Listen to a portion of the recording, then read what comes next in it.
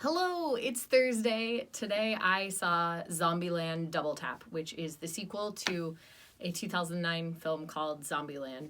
For those of you who don't remember that film or know what the sequel is, it's a film that stars Jesse Eisenberg, Woody Harrelson, Emma Stone, and Abigail Breslin. The original film is basically this kid, Columbus, everybody's named after where they come from, who is surviving in the zombie apocalypse. It's very tongue-in-cheek. He's got a set of rules, and the way that the movie is done is sort of making fun of the zombie genre as well as just playing into the relationships between the characters. They're over the top. Like, rule number 1 is cardio, rule number 2 is double tap. Rule number 4, I think, is seatbelts. That might be 3.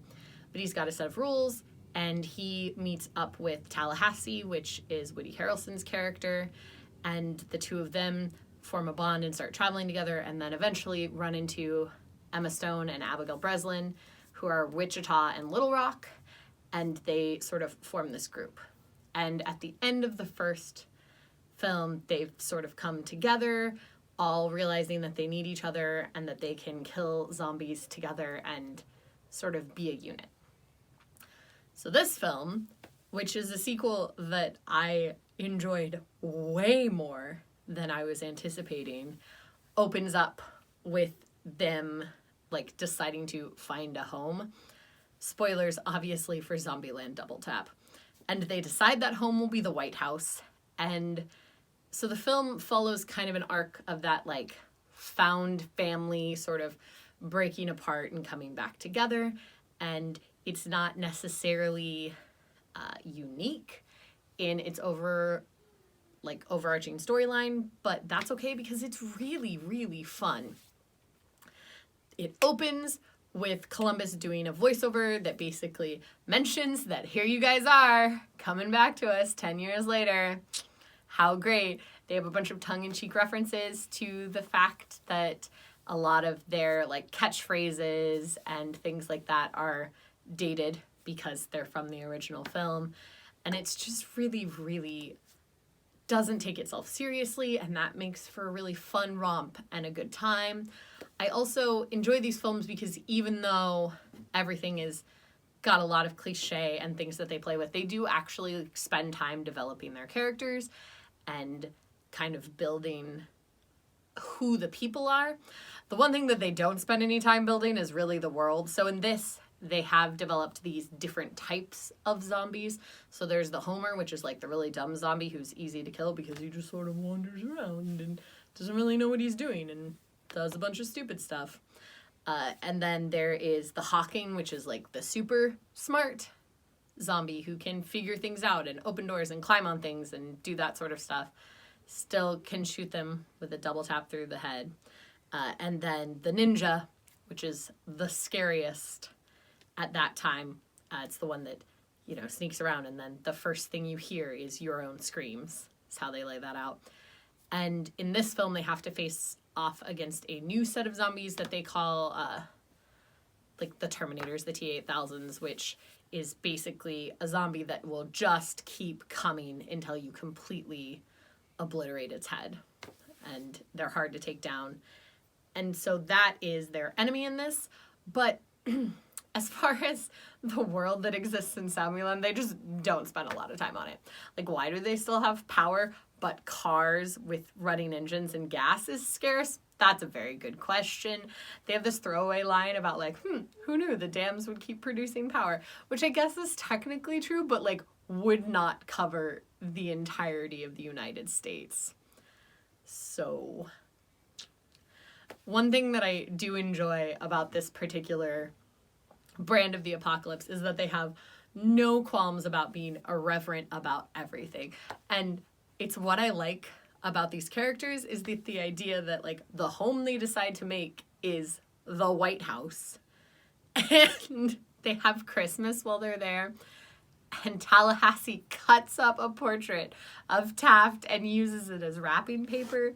And they give each other gifts that like presidents gave each other, and things like the Hope Diamond or Elvis's Colt 45, just completely and absolutely ridiculous things that in our time are valued a lot, and they can just have, because as long as you're the first person to get there, like, it's the apocalypse, man. Everything is yours for the taking. And I do appreciate that they play a lot with that and like to throw in a lot of ridiculous things like that, and just letting you be glitz and glam if you want to be, or silly and possess sort of anything you want, because it is the apocalypse. And why shouldn't you have this really fancy thing if you want it? You want Michael Jordan's actual Air Jordans? Well, if he turned into a zombie, guess they're yours now.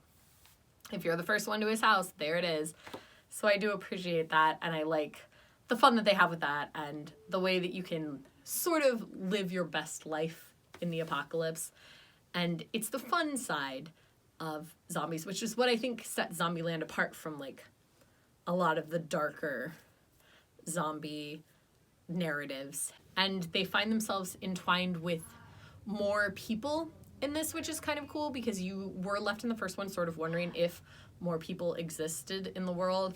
So they run into a seriously airheaded valley girl named Madison, who is a highlight in this film for sure. She's so dumb, and it's so entertaining. You get the feeling that her name is Madison.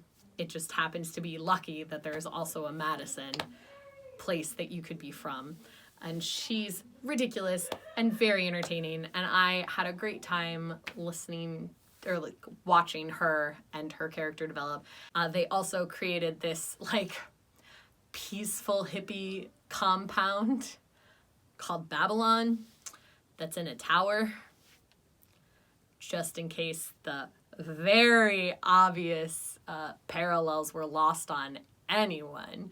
And I feel like nothing in this film is done on accident. So one of my favorite things is that everyone who comes to Babylon mentions like, oh, I really like that song, as if the Babylon city and the Tower of Babel were not something that people know about.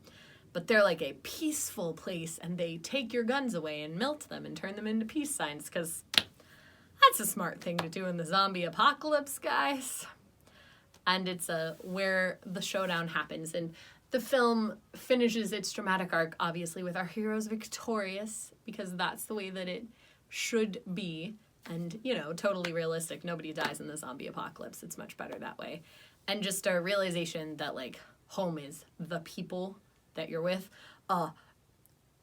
Maybe one of the worst lines of the film, he's like, yeah, I've realized that home is the people you're with. Maybe that's why they call them homies.